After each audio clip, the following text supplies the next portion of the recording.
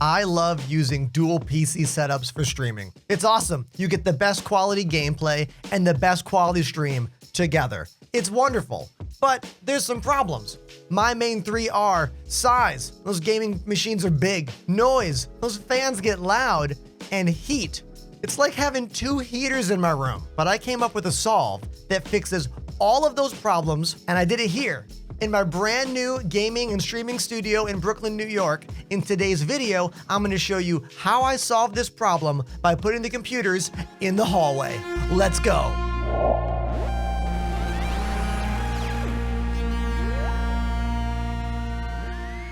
The first thing I had to do was find somewhere to put the PCs. For me, the hallway was the most obvious solution. I got this little shelf from Amazon. It works perfectly for both machines. They fit in the bottom and on top, and for some added stability, just worked out that the NZXT feet slide right into the slots on the top of the shelf. Pretty nice, right? Also, will be helpful when cats hop on top and try to jump off, because they will. And this way, it won't fall down. Oh, I hit the mic. Once I had the location, it was time to come up with a plan for how to fully connect the PCs in the hallway with all the gear here in my studio. And I have a lot of gear in my studio. I spent a bunch of time looking at USB-C hubs, using minimal cables, but everything I looked at, I saw sacrifices I'd have to make, either bandwidth limitations or connectivity limitations or not having a long enough cable. I quickly came to the decision that for me, individual cables for everything being used in the room would be the best way to go. Not only the best way for me to process and think about everything, but the easiest for me to troubleshoot when I run into issues in the future. If a monitor stops working, I know it's that monitor cable that went out or went down, not some entire USB-C hub with a bunch of other things connected to it. Okay, so crap tons of cables is what I'm gonna go with. So how do I get them into the hallway? By cutting a hole above the door, obviously. I still can't believe I had this idea and that I asked my landlord and they said it was okay. I got a stud finder, I made sure that it was safe, and I just cut a hole through my door. I have never done that before. I'm not a construction person, but I did it and it looks awesome. I even got this little Amazon bracket, like a little grommet to go on both sides of it. Even though there are so many cables, the grommet thing is just wide open all the time. Well, it's not. It's chock full of cables all the time. After I got the hole in the door, I installed these hooks to hold all the cables because wow, there is a lot of cables. It's actually 22 cables, a little bit over 500 feet of overall cable. Let's break them all down. I forgot where the paper is that has all the cables on it. 2 hours later. I found it. 4 DisplayPort cables, 2 HDMI cables, 8 SDI cables, 2 Toslink optical cables, 5 USB 3.0 cables, and 2 USB 2.0 cables. 8, 9, 10, 11, 12, 13, 14, 15, 16, 17, 18, hold on. 23 cables going through a tiny hole above my door. I mean, it's crazy when I think about it, but trust me, it's incredible and beautiful and works great for my unique use case. I'm gonna break down all these different cable types. I dropped the pen there. Let's break down all these cables by type.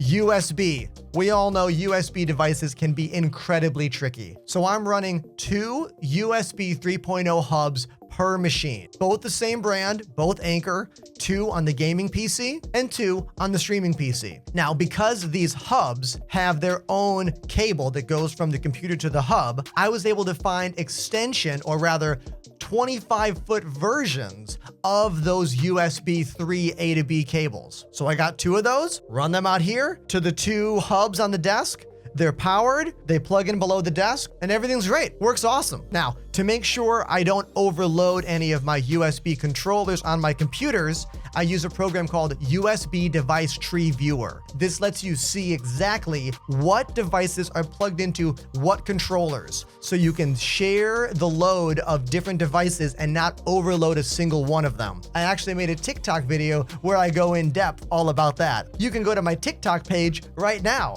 on your phone and watch me. Monitor cables. This was the easiest and the simplest of the entire operation. 25-foot HDMI and DisplayPort cables work without issue for my resolutions and my frame rates. So I just bought the cables, plugged them in, and they work. Easy. Everything else about building this studio has been very challenging. So I was very happy to have an easy time getting all the monitors to work. Cameras. Let's talk a little bit about cameras. I've already made 2 videos that kind of go over stuff about my cameras. You can watch those. Boom, boom, or just look in the description. So cameras. I use the Blackmagic Decklink Quad 2. In my previous video, you can learn all about that capture card. SDI cables can run at very long distances. So having just 25-foot SDI cables, very easy. They're not that expensive either. So basically just as easy as the monitors, but slightly more confusing because of the specific types of cables needed in my rig. Again, watch the video from last week to learn more about that. Audio. Audio, audio, audio. The most important part of your product as a broadcaster. Way more important than the video. The sound of your voice and the sound of your machines is incredibly important. And if you've ever tried to plug in one computer to another computer, you know the buzz problem. There's almost always this like or a hiss or a sound or whatever. So we use little buzz boxes to cut out sound. I used to use a bunch of these Behringer feedback boxes in my old studio, and they work great, but it's annoying and it gets expensive. So I came up with an amazing solve that works really, really well for me, and maybe it'll work for you. I picked up 2 inexpensive digital audio converters on Amazon. The links in the description, obviously. Webcams. Sure, webcams can be convenient, but they're also a huge pain in the ass. If you're a streamer or a broadcaster and you have more than one webcam, you know what I'm talking about. Hell, you might have one webcam and have all kinds of problems. So my goal with this studio was to rely on webcams as little as possible and prioritize real HDMI camera inputs. And I did that. But once I got all the screens set up, I realized I still needed to use some webcams. So I'm using 2 webcams. One of them is going through a USB 3.0 powered extension cable, my Logitech Brio. And then for my OBSBot Tiny 2, I'm using an extension cable that's made for the Oculus Quest. So it goes from USB-A to USB-C on the other end, and it works great. That same cable also works with my Razer Keel Pro, a camera that was notoriously difficult to use extension cables with. So again, that link for that cable in the description. Power. I have run into power problems in the past. So to ensure I don't blow a fuse, I bring the game PC power through the hole in the door and plug it into a UPS system behind my drum set. For the other machine, I run an extension cable down the hallway to a separate UPS system. This way, I won't flip the breaker during my stream. Again, it happened a lot in the old basement studio. Let's hope it doesn't happen here, all right?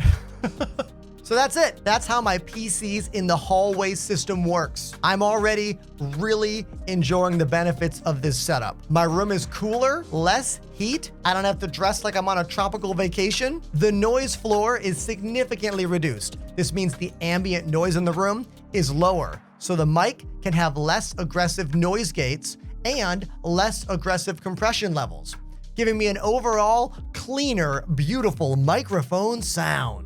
You can let me know in the comments what you think of the sound of my voice. You can be mean if you want to. I can take it, but be nice, please. Also, I've got more space. Oh, I hit the desk. More room for activities. Oh, are we standing up right now? Oh, we are, because the desk is a standing desk, and look at all the room I have for activities. I don't need to worry about 2 PCs in a pile or tripping over them or having the wires, like, they're not here. They're in the hallway, giving me more room to do what I do and entertain you. Lastly, I want to say that clearly my setup was designed to solve my unique problems of running a music and gaming live streaming studio in a small apartment in Brooklyn, New York. You probably don't need to copy my setup. Ideally, I'd have a bigger room and I could just have the computers over there on the wall and it wouldn't be a big deal. Also, in an ideal world, I'd have individual thermostat control of this room compared to the rest of the house. But I don't. So we can't just turn the heat off because then my wife will be freezing in the other room. This is why when you live in a city and you want to do work from home, especially weird work from home like me, streaming and gaming on Twitch and TikTok and YouTube and Instagram and all the other sites, it's very stressful. Hey, I lost my train of thought. The point is this. This is what works great for me. It might not work great for you, but if you end up using any of the tricks I explained in this video, please tell me in the comments because I want to know that I've helped you. So please, like if you liked it, follow if you liked it, consider subscribing.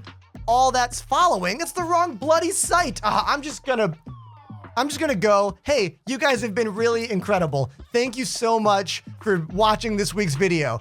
Bye.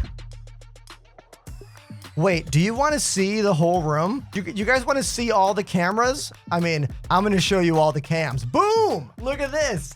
This is all the cameras at the new studio. Huh? What do you think? Seems like there's a few questions from my editor again. Let's go through these. Where did you learn how to actually set all of this up? How difficult was it to do?